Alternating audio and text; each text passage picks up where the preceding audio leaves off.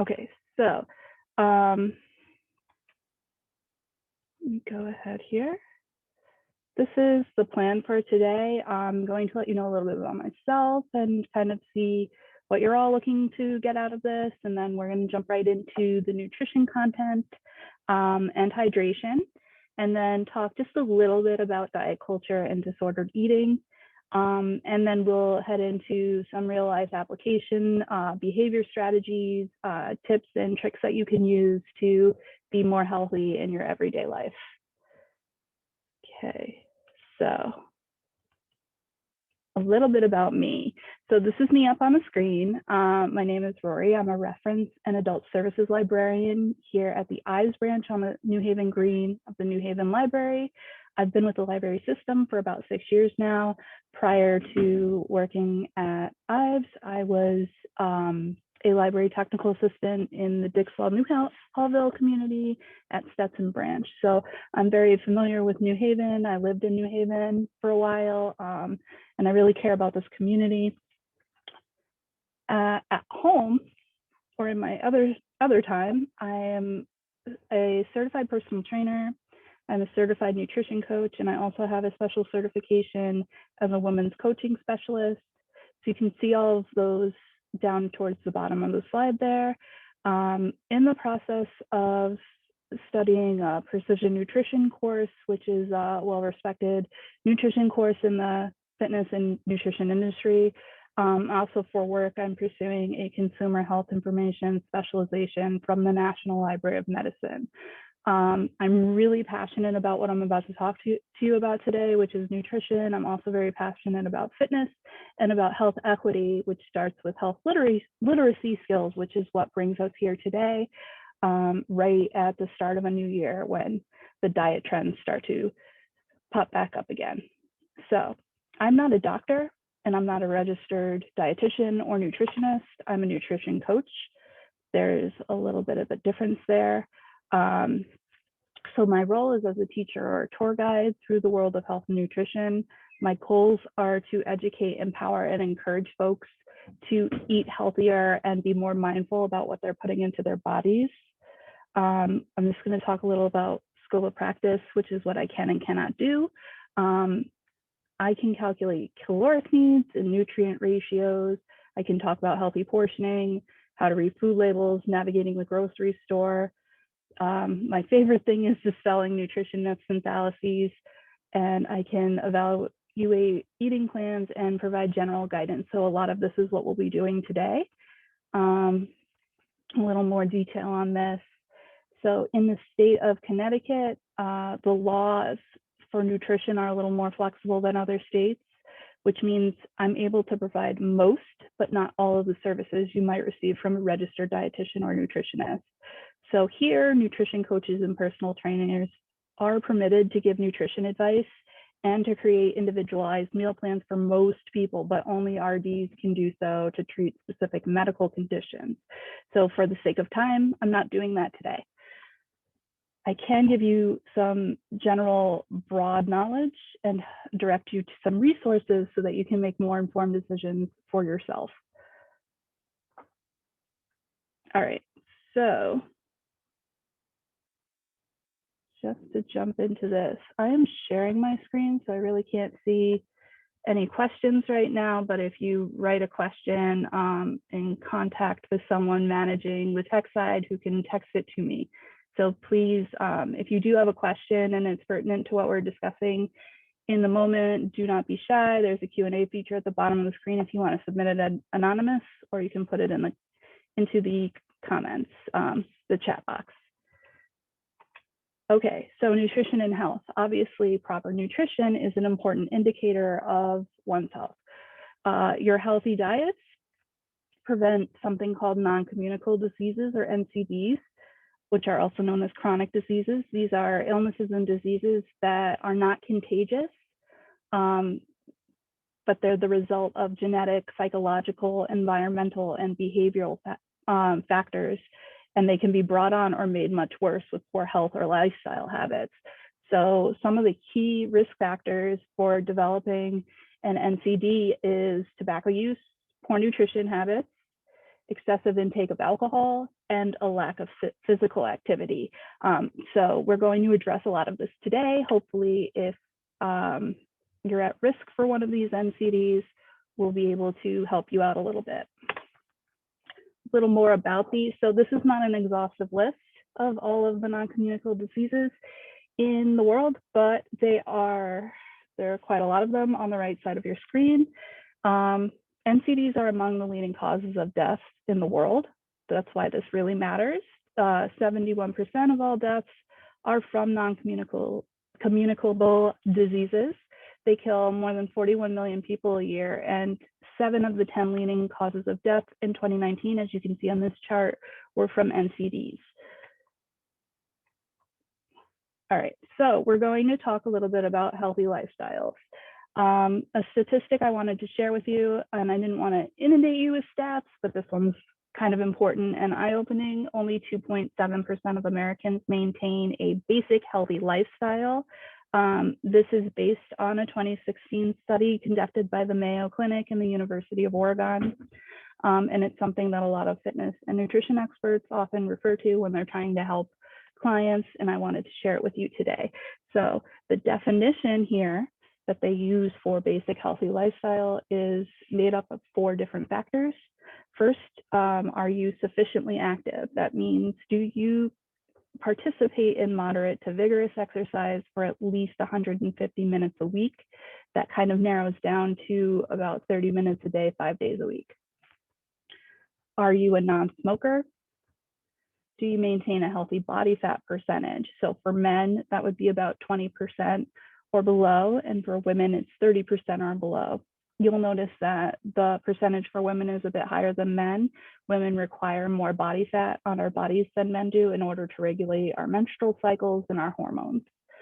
And finally, a healthy diet. So this is defined by folks who score within the top 40% on the USDA's Healthy Index eating scores.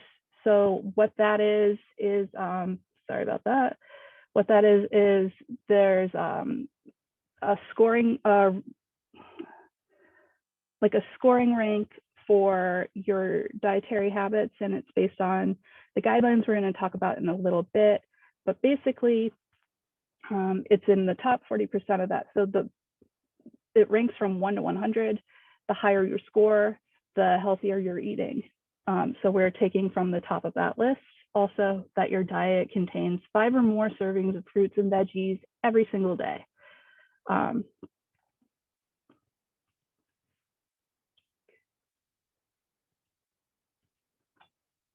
right, so this starts with energy balance. Let me just pull up my notes here. So to put it really simply, energy balance is the relationship between the energy that we take into our bodies and what we expend. This is a massively simplified definition. There are myriad ways to affect your energy balance, which is why simple equations don't always work out in reality, but for most people and in most circumstances, that's the case. So how does this work?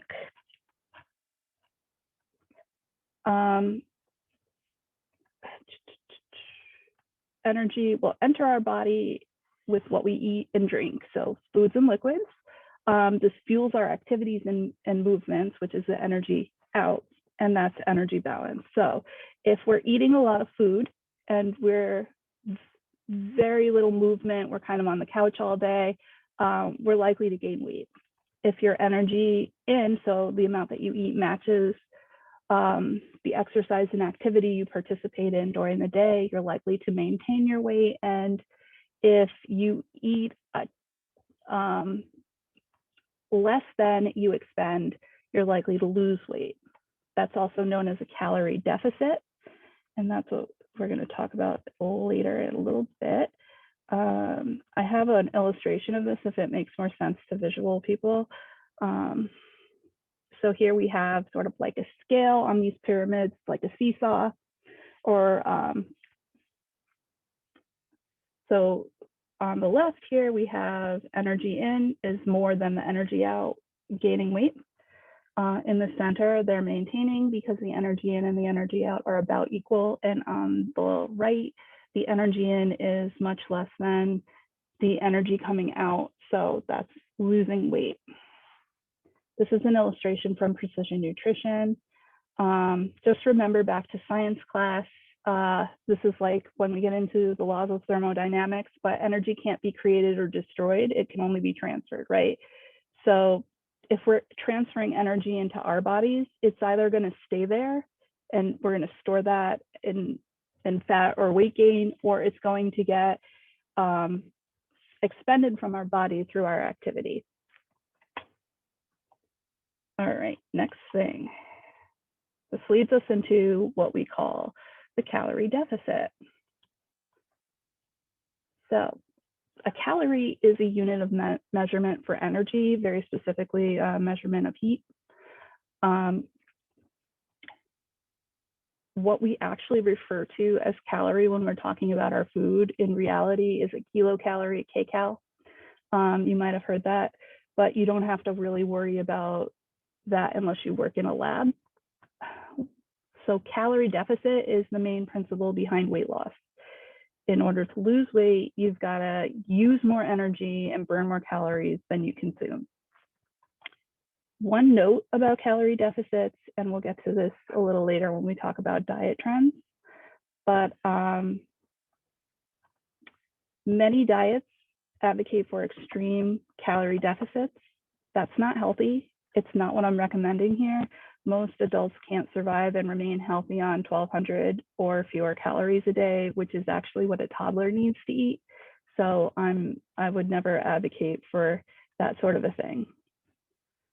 Okay, next is nutritional deficiencies. So dietary deficiencies, that means something's lacking from your diet. This is often an early indicator that there's something wrong with your eating habits or your lifestyle choices. And we can be aware of this by listening to our bodies. So go back. If you're constantly tired, hungry, thirsty, if you're easily stressed, you're in a bad mood a lot, confused, disoriented, or suffering from gastrointestinal or digestive issues, it's very likely you might have a dietary deficiency. These are super common and they're pretty easy to fix most of the time with a proper diet. Your energy level, your appetite, your strength, endurance, and mood all rely on your nutrition habits. So it's something we really want to prioritize in our life. Okay, so it looks like we have a question. Is it not true that if the fruits and veggies we eat are from poor, depleted, bad soil, that our health is still compromised? I don't know a lot about that. I would say as long as it's, yeah, I would say it's probably not that bad. I mean, if it's something that has like radioactive soil or like a lot of chemicals in the soil, that's a different matter. But fruits and veggies are good. We want to get a lot of them. So yeah, I don't think so. I think that the health factor benefits would outweigh the negatives from weak soil or soil that maybe doesn't have as many nutrients. I mean, that would affect how the fruits and veggies grow and what size they end up. But I don't think it's going to really like hurt us that much. Again, I'm not an expert on farming, so you might want to research that a little further. Okay, next slide. So we can prevent nutritional deficiencies by following dietary guidelines. In America, our dietary guidelines are laid out for us very nicely by the Department of Health and Human Services and the USDA. So we have the USDA's 2020 to 25 dietary guidelines for Americans. This is a document that is a living document. It changes every 5 years. The USDA and HHS will form a committee of scientists and nutrition experts from all sorts of fields to review new literature and learning about nutrition and to meet and update the guidelines. So if you go to the website, which I'm about to show you, they have an archive all the way back to the 80s of these guidelines. there's 4 overarching guidelines that everything else within this document falls into. One is a healthy dietary pattern for every stage of life. We're going to prioritize nutrient-dense foods and beverages, meeting food group needs within calorie limits, and limiting the added sugar, saturated fat, sodium, and alcoholic beverages. The whole idea is not to eliminate things, but just to prioritize eating more less processed foods. Sugar, and it mentions sugar on number 4 there, is not your enemy. Sugar occurs naturally in a lot of foods. So rather than focusing on limiting or eliminating the sugar that you intake, focus on avoiding the added sugar. And we'll get into this when we look at the nutrition label. So let me take you through these websites very quickly.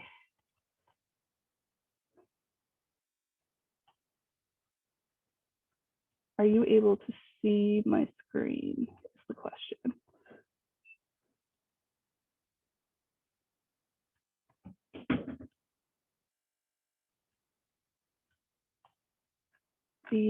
All right, so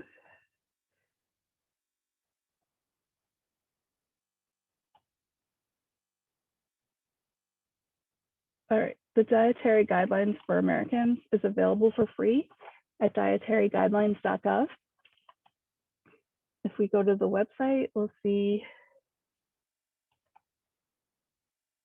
I hope you guys can actually see this. Make it a little bigger. All right, you can see the current edition up top, nice and bold. If we scroll down, there's some more resources here. You can watch videos. You can download PDFs with information. You can view previous editions of the document, ask questions, that kind of thing. There's also a resources tab for figures and infographics and all kinds of print materials and presentations. So you should be able to review that at your leisure at home at any time that you're connected to the internet. The other website is Choose My Plate. The USDA created this to help people incorporate these healthy guideline suggestions into real life. So while the last website we reviewed was sort of like what the guidelines are, this will help you incorporate it into your lifestyle. There are quizzes on here. They go through every food group. There's shopping tips. I think they have an app. Yes, they have an app. And again, they have a lot of, if you go up top, a lot of resources, videos, graphics, all sorts of things. So I highly recommend, there's recipes too. I highly recommend checking this stuff out. It's awesome. And it will be very helpful for you. Okay. So how much should I eat in a day? I'm starting here, and I just want to say, do not obsess about your calorie intake. These are just general guidelines, right? So we're not going to be moralizing what we're putting in our bodies. It's important that we're listening to the cues that your body gives you and not feeling guilty if you eat something because you're hungry. So there are numerous online what we call macro calculators that are free and easy to use. These are some of the ones that I've used in the past. If you go to these and you fill out each one with the same information, you'll notice they're all kind of like a little bit different, but within range of one another. So it's not like a very conclusive science. They use different formulas to calculate. I usually will go to one or two, take an average, and also you want to keep it simple. So focus on your total daily calorie needs and your protein target and let everything else figure itself out. Protein and calories are the most important too. Calorie estimates. So like I said earlier, people go on a diet. Frequently I'll hear people go on diets and it's like, oh, I'm eating like 1,200 calories a day. Not great. Not really recommended by medical experts, but it's something that a lot of crash diets or fad diets look for. So here's a chart for you that spells out the different columns here. You have your age, your activity level. So sedentary is people who don't move much. Active is people who, again, are like at the gym or working out regularly, consistent. You probably have kids, do a lot of yard work. And moderately active is sort of in between those two. So we start at toddler age and go up through adulthood, all the recommended targets based on how much you move. And you might notice these are way higher than most diets that you know of would recommend. Just check that out for a second.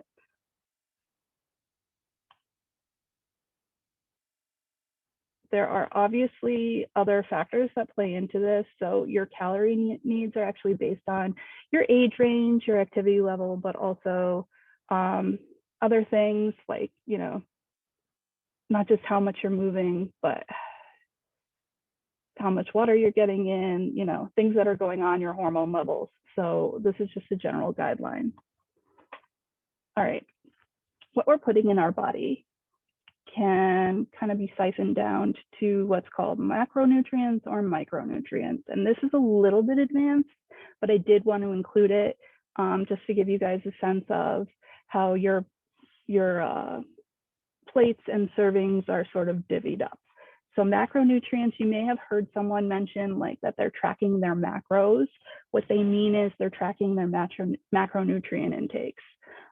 This is usually something that like fitness nuts will do. It's not generally something I would recommend for like a beginner, but if you want to keep track of your caloric intake and your protein, that would be probably a better way to start. Macronutrients are protein, carbohydrates, and fats. So all of these different types of foods have different jobs that they do for us, and they're all important. Macronutrients are nutrients that our bodies need in large quantities. We absorb them into our bodies through plants, fish, animals, and the fluids that we consume. Most foods contains a combination of all three different macros, but they can be more dominant in a particular one. So for instance, if you're eating a piece of chicken breast, that's going to be a protein heavy piece of food, but it's also going to contain a little bit of carbs and fat. So they can have a combination. Carbs and fat get a bad rap these days, but we do need them. So while protein helps us build muscle and repairs our DNA, carbs and fats also have very important jobs in our bodies. So carbohydrates, those are brain fuel. Actually, our brain is powered by carbs. So we do need them to function properly. They help us with digestion and disease prevention. They also help give us some energy. And fats protect our internal organs. They provide and store energy for us. They keep our skin soft, and they help us to absorb certain nutrients. Generally speaking, diets that are extremely high or extremely low in fat are neither realistic nor optimal. And there's a lot of science that goes into fat. So it would take a long time to explain it all. I'm sure you've heard about different things like saturated, unsaturated, trans fat, blah, blah, blah, blah, blah. There's a lot of it. This all gets more into advanced topics. So for the sake of time, we're just going to focus on some general guidance on fat. For most people, you should shoot to get 20 to 35% of your daily energy from fats, and try to keep the saturated fats to about 10% or less in your diet. Micronutrients are vitamins and minerals. So vitamins are fat soluble or water soluble. Remember back to the fats, I said they absorb some nutrients. There's certain vitamins that can only be absorbed into your body using fat. So again, important to take some fat in. You can't cut it all out. All right. How to portion your meals. This is a general guideline again. So start here. If it's too much, you can cut back. If you're still hungry after doing this, you probably need a little more. But protein. So for protein, our aim per meal should be about a palm-sized amount of protein. So it's your chicken, your steak, whatever kind of protein you're eating. If you're vegan or vegetarian, maybe that's like your tofu, the size of your palm and the thickness of your palm. For veggies, we'll make a fist, and the size of that fist is the amount of vegetables we want on our plate. Fats is the same idea. It's just the size of your thumb. And for carbs, if you cup your hand, whatever you could fit into a cupped hand, that's the amount of carbohydrates that we're looking to have on our plate. So this is how your plate should look, kind of broken down a little more simply. This is from Precision Nutrition, and this is most of the time. It's not necessarily every single time you eat. While you're eating, try to remember to eat slowly, be mindful, savor your food. Stop when you're 80% full. Why 80%? Many of us as Americans are so accustomed to overeating, we don't remember anymore what it's like to truly feel full. So if you stop for a moment, drink some water, have a conversation with the person you're eating with, and then check in with yourself and see if you're still hungry. That's a great way to prevent overeating. If you feel full after eating 80%, after getting to the 80% mark, you can stop eating. You don't have to clear your plate. That was some really bad advice a lot of us received as kids, having to clear the plate. You don't have to do that. If you get to 80% and you stop for a while and you're still hungry, then go ahead and proceed and continue to eat. You're not denying yourself anything. It's just being more mindful about what we're eating and how we feel.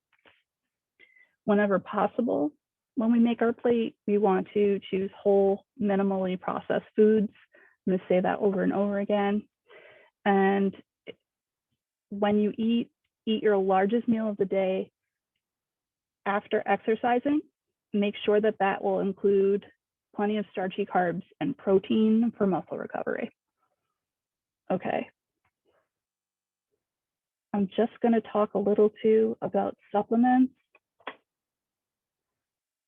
I will go back a little later after hydration. I'm putting it all together. I have a guide for what to aim for, to eat, not to eat as much of, that kind of a thing. So if you had questions on this, it will come up again later. Supplements. Be very wary of the supplement industry. Okay, it's not regulated.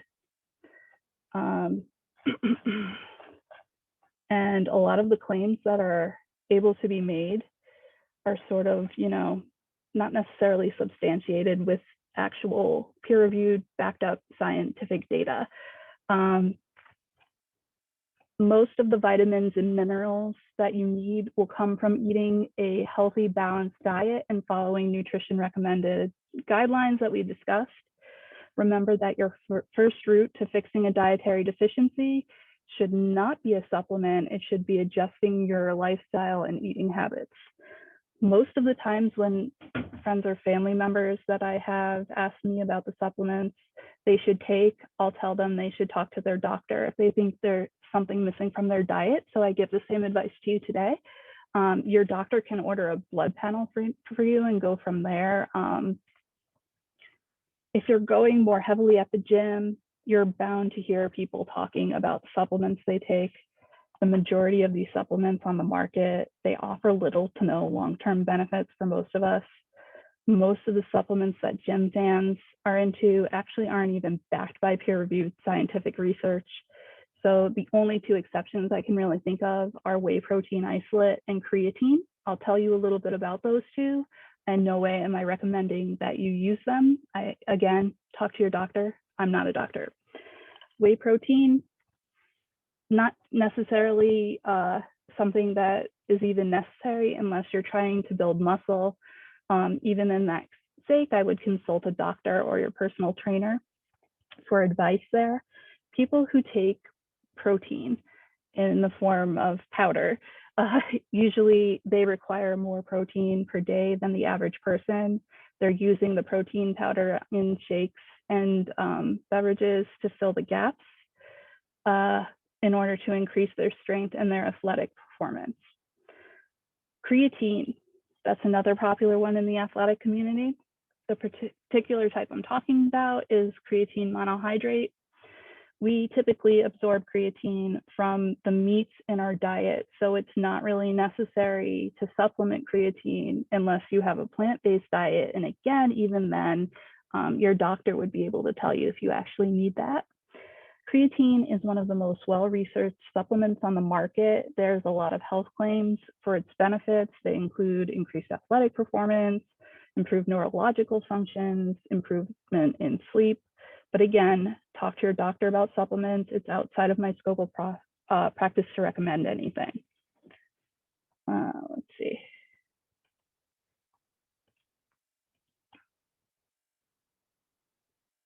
Hydration. All right. Our fluid intake affects a lot of what's going on in our bodies. So while proper nutrition is very important, we also have to pay attention to our hydration and to our drinking habits, especially with water. Proper hydration or improper hydration can affect our bladder health, our bowel movements, our digestion, blood pressure, heart rate, kidney function, our body temperature. Hydration, properly hydrated, it helps with our joints and tissues and keeps up our energy levels. So drinking enough water is something very important. What are the guidelines here? Most nutrition professionals recommend half your body weight in ounces of fluid intake daily. So to do the math, let's say you weigh 200 pounds, you're going to cut that in half to 100, you would have 100 ounces of water a day. That's a lot of water. A lot of people I know aren't properly hydrated. It's something that a lot of people really have to work on. It might seem like too much water at first, but actually it will help you. You'll start to feel a lot better, especially if you're constantly groggy and tired. We get fluid, not just from the water we drink, also from our meals, soup, and not even just soup, our fruits, our veggies, everything that we eat. You know, if you're having like pudding or something, there's going to be some hydration involved there. Beverages that are recommended: water, 0-calorie seltzers, club soda, coffee, tea. So try to focus on if half your body weight in ounces of fluid is like something that seems scary or too much to focus on at the moment, you can try for at least 6-8 ounces cups of water per day outside of your meals, and then the rest of it will be provided by the hydration you get from your food sources. Am I properly hydrated? How do we know? Okay, so this is a chart provided by the National Academy of Sports Medicine that shows hydration levels and dehydration levels based on the color of your urine. One thing I want to note here is that number 1 says hydrated, but it's actually technically a little overhydrated. You do not want to pee clear. That's not a great place to be. So what we're aiming for is kind of a light lemonade color, like 2 or 3 here. Beyond that, anything more bold into like the burnt orange colors, that means you're very likely dehydrated. We need to make sure that we do have enough water intake. That's a very important thing. And wanting to talk about that in a little bit here. Can you drink too much water? Yes, you can. Overhydration can cause something called water intoxication. It means that your salts and electrolytes in your body are diluted. This has happened to me before, and it's not a pleasant feeling. So it can make you feel confused, disoriented, dizzy. You can experience headaches and a lot of tiredness. The extreme version of this is hypotremia. That's when the sodium levels in your body are diluted to a dangerous degree that could also be fatal. It might land you in the hospital. And the symptoms there, in addition to the other ones I talked about, include nausea, vomiting, fatigue, and cramps. So while we're aiming for more water, if you start to feel any of these things, stop. Talk to your doctor about that. Okay. moving into, oh, we have a question. When you say fluid, do you mean non-calorie or all fluid? All right, so just to go back to that, when we talk about fluids, we're talking about like the beverages we drink, right?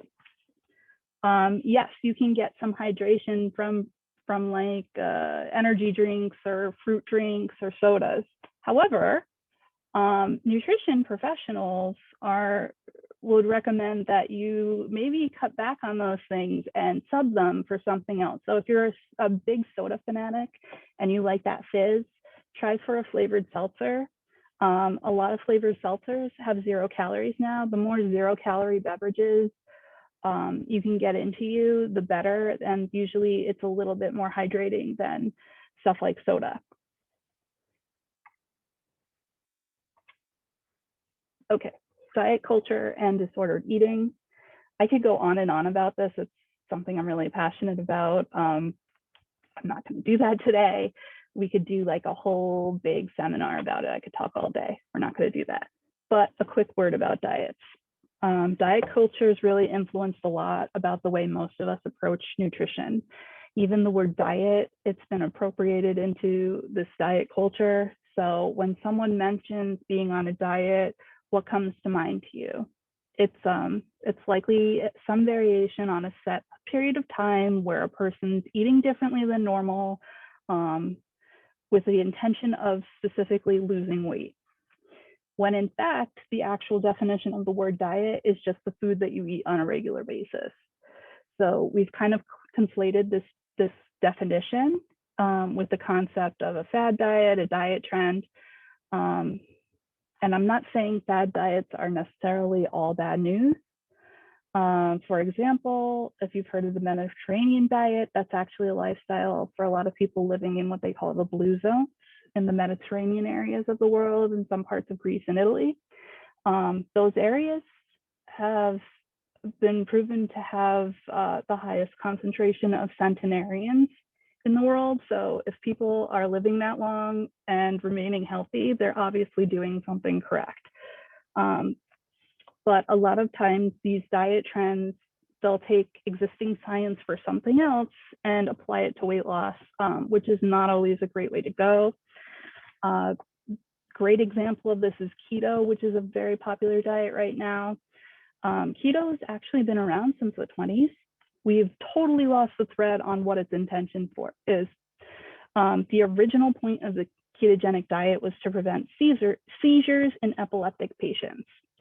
So Johns Hopkins recommends a ketogenic diet for diagnosed seizure disorder patients who have tried other treatments to prevent the seizures and haven't seen results. But the diet industry took keto to a whole nother level. So what is a ketogenic diet? That's something that drastically limits carb intake in favor of fat and protein. The thing is, human beings need carbs to properly digest protein. So it's sort of counterintuitive if you're thinking in a nutritional stance. People tend to fall for these tricks because they appear to be promoted by health experts. Many times a doctor is behind it. Just approach it with some caution and really think about the information that's coming to you and where it's coming from. We've seen this a lot during the pandemic where like someone will come forward as a doctor and say a recommended safety procedure or guideline is not safe.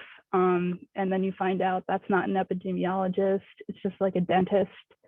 So just because you're a doctor doesn't mean you're out to help someone. A lot of doctors are just out to make money. Be careful. All right, so fad diets. Although they're all idiosyncratic and have their own features, they have some things in common. So I'm going to show you really quick how to spot a fad diet. This isn't an exhaustive list. It's the first things that usually come to mind for people though. So I'm going to include these. They are promoted with cherry-picked study results or claims. So they'll present a correlation as causation or use a specific privately funded study that the company paid for.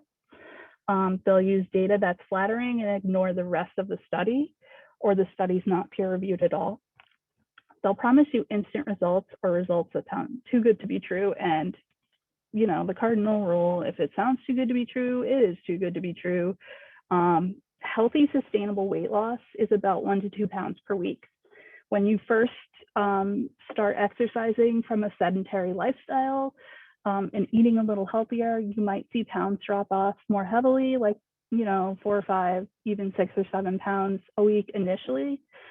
Within 2 or 3 weeks, that's going to level off. So if you're continuously losing like 5 or more pounds a week, I would go to the doctor and kind of share with them what you're eating and what you're doing, because it's not sustainable after that. Usually people who have those kind of results, as soon as they stop what they're doing, it comes right back.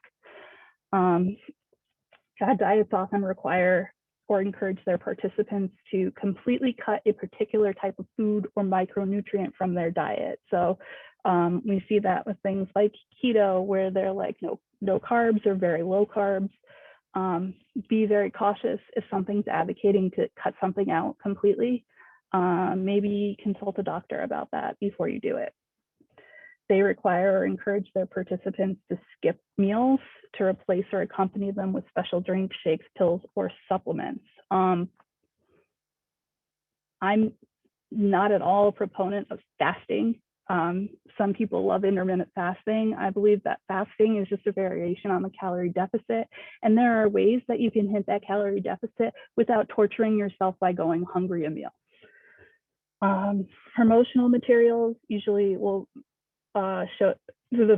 mention something like rebooting, resetting your metabolism, or any sort of a detox. Guess what? If you have a liver, you don't need a detox product. Your internal organs are detoxing for you. You have a liver and kidneys, that's their job.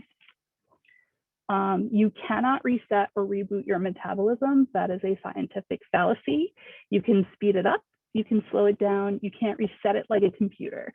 So anything that promises these things, they're giving you false promises. The literature associated with a certain diet plan might imply or directly label a certain food as good or bad. This is something that's been embedded in our society for longer than most of us have been alive. Moralizing foods is not the way to go. Foods can't be good or bad, they're all just food. Okay, you could have a better choice maybe, but nothing's necessarily bad. They usually involve restrictive, rigid, or complicated rules about your meal timing, what you can't eat, what you can. Typically, they're focused on weight loss rather than becoming healthy or being healthier. They rely on user testimonials that promise life-changing results. This is something that happens a lot with that Beachbody company. And actually, their protein powder isn't bad, but like you can't promise life-changing results to someone. The diet in question often requires participants to buy something. So you got to buy this book, you got to buy these workout videos, you have to buy this specific product in order to be successful. That's a great indication that this person is out for money, not to help you. So these are just some of the ways to spot a fad diet. Again, there are a lot more, but these are just some of the commonalities. Diet culture not promotes, but encourages disordered eating habits. Disordered eating is defined as abnormal eating behaviors that don't fit into the full criteria of an actual eating disorder. But they're also, you know, they do disrupt your lifestyle, and they make things difficult. They're not healthy. So some examples of this: binge eating, which is the overwhelming urge to consume as much food as possible as quickly as possible. There's cognitive dietary restraint. That's when you feel like you're constantly making an effort to limit what you eat. Moralizing food, which I've talked a little about. Labeling what you eat as good or bad. Attaching your self-worth to your choices. That way lies madness. You're going to drive yourself crazy with that. We're not going to moralize our food. We're going to make healthy decisions. And when we don't make a healthy decision, you enjoy that cookie or that ice cream. Don't torture yourself over it. There's also something called orthorexia. You see this most frequently in people who you might call like a gym rat. This is an extreme preoccupation with eating extremely healthy all of the time. That's something that happens a lot with people who track their food, which is why I really don't recommend to my friends to track their food often unless they really know what they're doing, because it can encourage you to moralize things and feel really, really badly about yourself. All right, so real life, how do we put it all together and actually apply it to reality? All right, I'm sharing this with you. This is actually something that was in a textbook for one of my certification programs. And it's really something that applies more to nutrition experts than their clients, but I do want you to see something here that is important. So this is our hierarchy of nutritional practice. On the pyramid here, consistency is equally important at the bottom as it is on the top. It ranks most important on the bottom to least important off top. So the largest portions of the pyramid are more important than the tip. What's on the tip? Supplements. Least important thing about nutrition. We're, for the sake of beginners, going to focus on the bottom two here. So mindful eating, appetite awareness, energy balance, and how much you're eating. If you're listening to your body, you're aware of how hungry you are, you're maintaining a not extreme calorie deficit, and you're eating the right amount of food, you're on the right track. All the other stuff where it gets more fancy is, as you can see, much less important than those things. So those are our main goals. That's what we need to focus on. There are a lot of roadblocks to consistency and to being able to be successful with this, right? So I'm going to share a couple ideas that I have. And if you have any other suggestions, please put those in the chat. A great way to get around any roadblock is to plan ahead whenever possible. And I know it's not always possible to plan ahead, but whenever you can, try to do that. So let's start with stress, emotional labor, and fatigue. Burnout, fatigue, stress, those are all very common nowadays, especially living in the middle of a pandemic. We have to learn to take time for ourselves. We have to listen to our bodies and prioritize sleep, okay? Remember always that we're aiming for consistency. We are not aiming for perfection. So don't beat yourself up if you fall off track with something. What else do we have here? Time is tricky. There's only a certain amount of hours in a day, right? We really have to get good about scheduling time for ourselves to focus on things like meal prep. For me, for example, I work Monday through Saturday. I'm almost always off on Sunday. Sometimes I work in the afternoon on Sunday. So for me, Sunday morning, that's my time.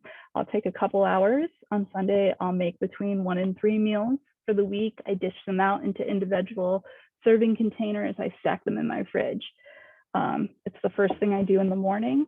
During the week, I'm usually too busy to cook, so then I can just pull a container from the fridge. When I don't do this, it messes me up to a degree that I am eating out restaurant food every day of the week, which in addition to being a huge financial strain, it's usually not as nutritious and nutrient dense as something that you can make on your own.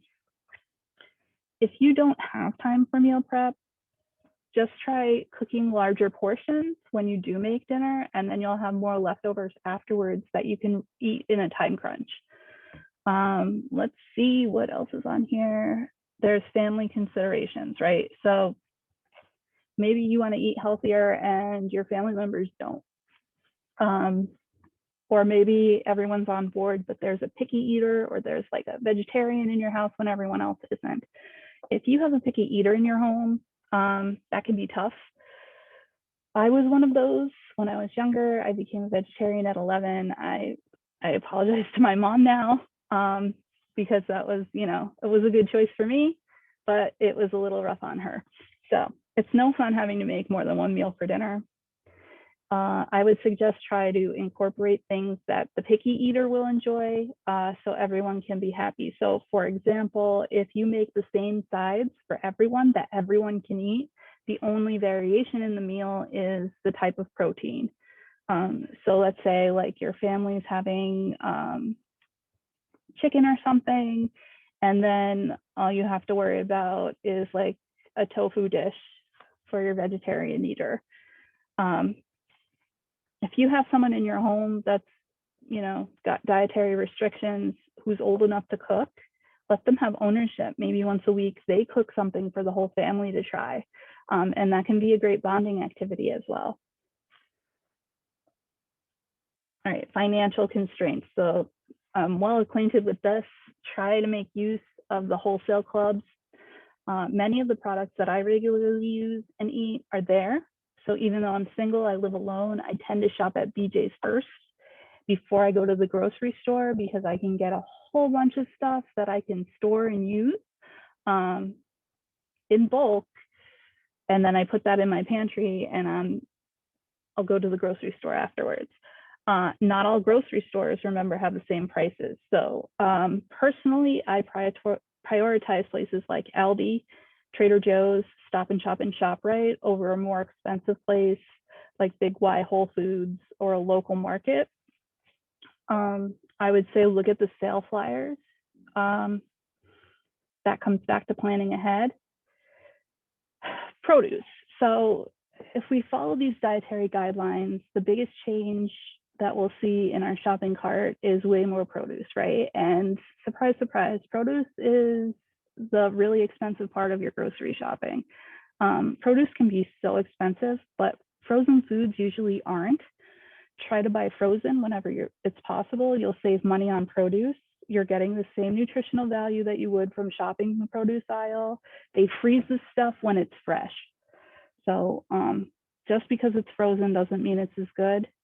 It might not come out as crisp as something that you get in the produce aisle, especially if it's something like Brussels sprouts, but you're going to get the same nutritional intake. And if you're trying to save a dime, it's worth it. Frequent travel. Again, this is planning ahead. Hang on one second. My computer's like freaking out here. So if you're traveling, research what's near your hotel, look at restaurant menus online, look for where's the grocery store, maybe once have a healthy snack option available when you travel. You can, you know, bring some kind of like some kind bars or something, and plenty of water bottles so that you don't have to resort to like going through the fast food drive-through. All right. So this is a little bit of a healthy eating guide for things that we're going to shoot for. So instead of cutting anything out completely, we're going to eat more of certain things and less of others. So we're going to aim to eat way more whole, minimally processed foods. That includes lean proteins. This could be lean ground beef, chicken, salmon, whitefish, turkey, eggs. Greek yogurt is a great source of protein, cottage cheese.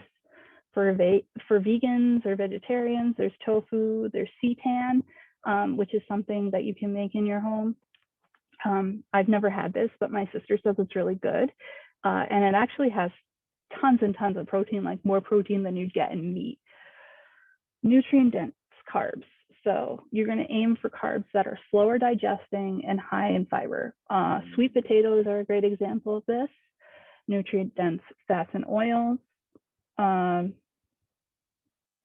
Avocados, those are great. Try to add more veggies to your meals. Look for a variety of colors: reds, yellows, purples, whites, greens. Eat the rainbow. All these different colors appear this way because they have different micronutrient ratios in them. So you want to cover all different colors so you're getting plenty of all of the nutrients. We have a question from Jane and from Carla. So what are the type of frozen meals that have less sodium? Okay, so when I was saying shop the freezer, I meant specifically shop the freezer for your produce. Most frozen meals, and also Jane's question is break down a good pizza meal. I don't know if you're talking about frozen pizzas, but frozen meals typically have tons and tons of sodium in them. I wouldn't aim for a frozen meal personally ever, unless I'm very, very, very low on time, or I've made a meal and frozen it myself. A good pizza meal, I'm going to come back to that. Okay, so we're eating more of all those things. We're going to eat some processed proteins. Processed is anything that's not the way you find it in nature. So it could be highly processed, or it could be just a little processed. Processed proteins would include things like tofu, canned chicken breast, tuna fish, that sort of thing. We want to eat some less nutrient-dense carbs, such as potatoes, and we're allowed to eat some less nutrient-dense fats as well. And we're going to try to not eliminate, but eat way fewer highly processed proteins or high-fat proteins. So that's your fast food meats, your battered seafood that you find in the grocery store. These things, we can still eat them, but we're not going to eat them most of the time. Nutrient deficient carbs, empty carbs, that's your junk food, your chips, pretzels, that sort of thing, and nutrient deficient fats, a lot of instant baked goods, Hostess cakes, that kind of stuff. Not a lot of nutrition value, but a lot of fat. We're not going to completely eliminate it, but you want to avoid it most of the time. When you do eat it, however, enjoy it and do not feel guilty. All right, behavior-based changing strategies. So we want to approach this with what we call a growth mindset. If you're a teacher, you're familiar with this. Growth mindset means you see setbacks as a new opportunity to learn, and you don't let a poor choice throw you off. So let's say I'm on my nutrition journey, I'm trying to eat healthy, I'm doing a really great job, and then someone brings donuts into the break room at work, and I go nuts and eat like 3 of them in one sitting. I can beat myself up about it, and then I can go and binge some more donuts because I've, failed. Or I can see this as an opportunity to get back on the road. I ate some really great donuts. They tasted amazing. I really enjoyed them. I'm going to get right back at it now. And when I eat lunch and dinner today, I'm going to eat my healthy meals that I planned for myself. A way that you can look at this is sort of like, let's say you're driving on the highway, you change lanes, you hit a nail, it blows out your tire. I don't know anyone who would get out of the car and slash their other 3 tires because they're already stranded on the side of the road. That's like a ridiculous way to think, right? So instead of that, we're going to go out, we're going to put the donut on, and we're going to get on our way back on the highway. So try to see this sort of thing that way. Every kind of decision you make, that was a decision, and you made the decision for a reason. It might not have been the best one, but you can get back to it. Nothing means failure. Everything that you do is a learning opportunity. Planning ahead, as I've said before, is really important. Prioritize planning. The more you've planned ahead, the less likely you're going to face an obstacle. Environmental control. You have control over most of your environment, especially if you're at home. If it's not in the cabinet, you're not going to eat it. So something that I like to do is, I have a big sweet tooth. I might keep like some kind of baked good mix in the top shelf of the cabinet. So like I have the brownie mix up there.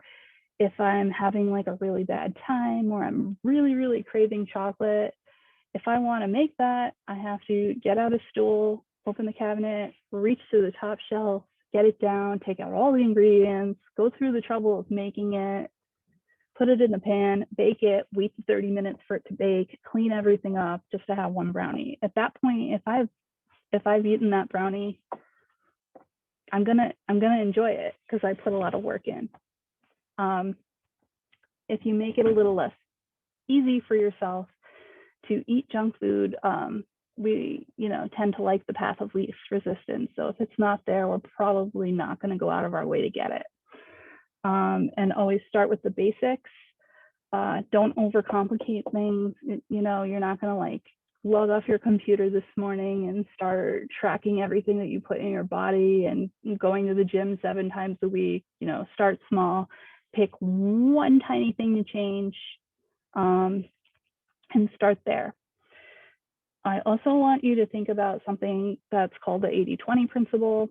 So if we apply it to nutrition, we're eating healthy, nutrient-dense foods 80% of the time. The other 20% of the time, we're enjoying whatever we want with friends or loved ones, and we're not feeling guilty because we know that we're consistent and we know that we've got it going, right? So you can enjoy things. I don't recommend eliminating stuff unless, your doctor has told you absolutely cannot eat this thing. All right, other tips and tricks. Prioritizing sleep hygiene. You might think sleep has nothing to do with nutrition. It actually does. It has a lot to do with it. If we're getting enough sleep at night and we're well rested, we're starting our day fresh, we're less likely to seek comfort food. We're less likely to crave things that might have previously been classified as like not great choices. So try to get enough sleep at night. Try to limit that screen time before you go to bed. Try to use an old-fashioned book if you read in bed at night with a warm tinted book light rather than an LED or an e-reader. Small purposeful changes will get you there, and we're going one day at a time. So I know this is like an overused idiom, but it's a marathon. It is not a race. So slow and steady. Be mindful not only of what you're eating, but where, when, and why.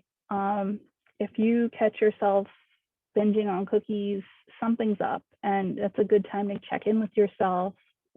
Why did I feel like I needed to eat this? Like, where am I?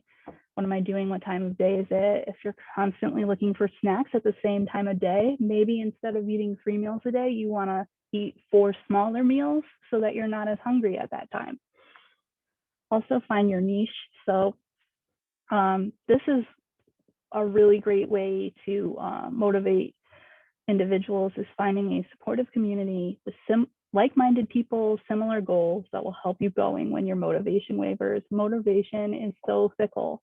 So at the beginning, especially at the beginning of a new year, we've got the motivation, we're ready to take action. The thing is that motivation is going to ditch you.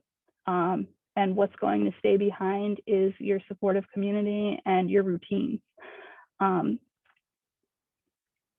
I use CrossFit as an example a lot. I know a lot of people say CrossFitters are annoying or they're like a cult. CrossFitters have it figured out, right? That's a supportive community. Those are people that really care about one another, that will check in with one another, that have the same goals, that are on the same page.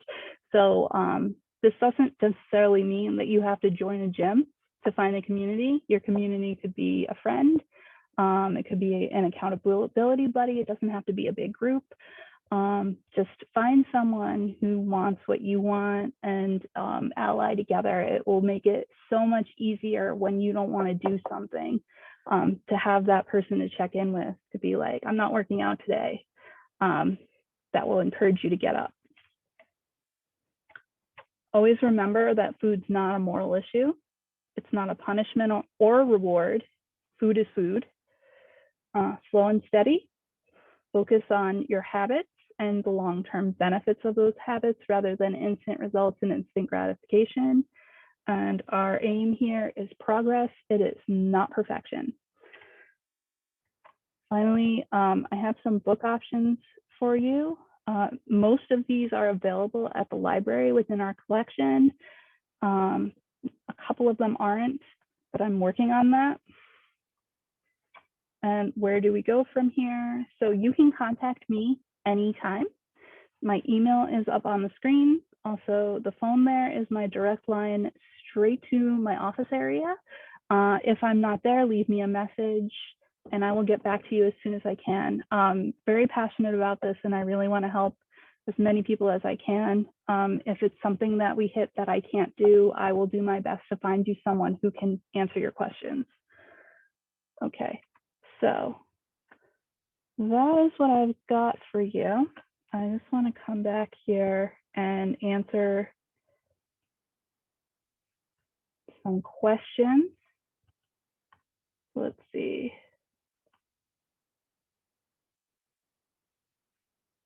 Okay. Give me a second because I was not able to see the chat the whole time I was talking there. Okay, so Carla says not for me, client. Okay, so Carla, I think your question was about frozen foods earlier. Your client only eats frozen foods and you're trying to encourage them to eat more healthy foods and snacks. I mean, I would ask like what kind of frozen foods they're into, what they like, and see if we can find some similarities that aren't in the freezer aisle. Usually myself, and I recommend this for people that I care about that ask me questions and advice, when we're in the grocery store, we want to aim to shop those perimeters, right? So we're aiming for the perimeter of the grocery store. That means we're shopping the fresh meats, fresh veggies, produce section, that kind of stuff. Not so much the frozen food aisle. A lot of frozen foods, though, people gravitate towards those because they don't have to do any work. So you may want to recommend like meal prep tips, that kind of thing. Maybe if it's already in the fridge and it's made and it's done, that's good. The other thing is, and I've tried a couple of these, it's kind of cost prohibited, but there's things, there's those meal kit things that you can get in subscription services, so like HelloFresh and that kind of stuff. A lot of those have pretty healthy meal options. They show you all the nutrition facts on the label, and I mean that would be a good way to go for someone who maybe doesn't know how to cook, because they have step-by-step instructions. There's also local businesses sometimes. I think there's one either in North Haven or Hamden here, I forget what it's called, that will pre-make meals for people that you can subscribe to, and you can pick off their menu options. A lot of people at my gym use that. I haven't been to my gym recently because of COVID, but I can try to figure out what that's called. So there are options out there if you're gravitating towards frozen foods that might be a little healthier. Okay, let me look through here.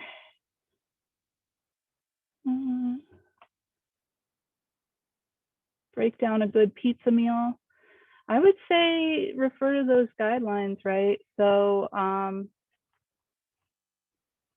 try to, prioritize the nutrient dense stuff.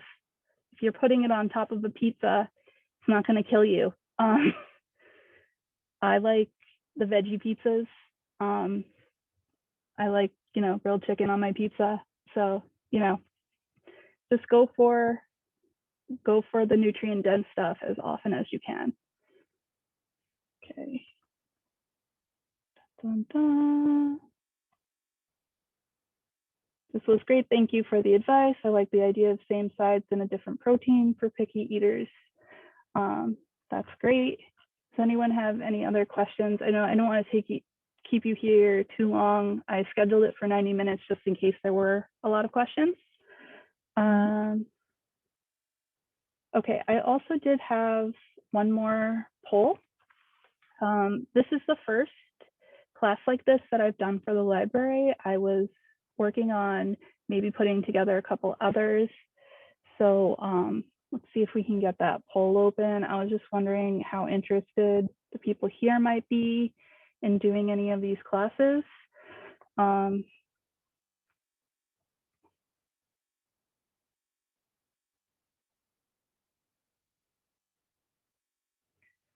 So some ideas I had were behavior-based change strategies for improved health and just spending more time exclusively on that. A class exclusively on meal prep and navigating the grocery store, and how to shop for healthier options. And then another one was offering one-on-one nutrition coaching services at the library. These are not promised, but I'm just wondering, it looks like the poll's not working, but if you have a minute and just put in the chat, if any of those sound interesting to you, just let me know. That's good feedback to have. We also have a feedback survey. So if you can take a moment when you're done to fill out that survey, that would be really appreciated. And we do read all of the feedback on each survey individually. So I'm looking here. It looks like we do have some interest in these. That's good. More information on navigating grocery stores. That's good. Yeah, there's so much to get into in the world of nutrition. I didn't want to inundate people with information. I'm also working on kind of putting together some resources to accompany this the next time I do it. So whenever I finally wrap those up, I'll try to send those along to you. Also, if anyone wants a copy of these slides, just shoot me an email. I'll send them along to you. I'll put my email again in the chat.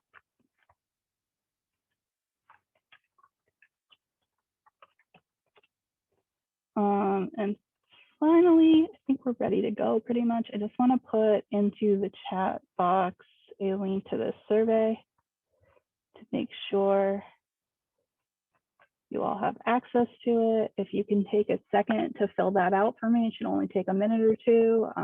That would be amazing. Thank you so much for coming. Please check out our collection. I have some of our books here that I used when I made this one. We don't have, it's mine, but I'm trying to get it. This is in our new book section, and it has a ton of recipes. We have great resources here at the library, so please come check it out. Talk to me. I'm here to help. Thank you so much. Have a great weekend.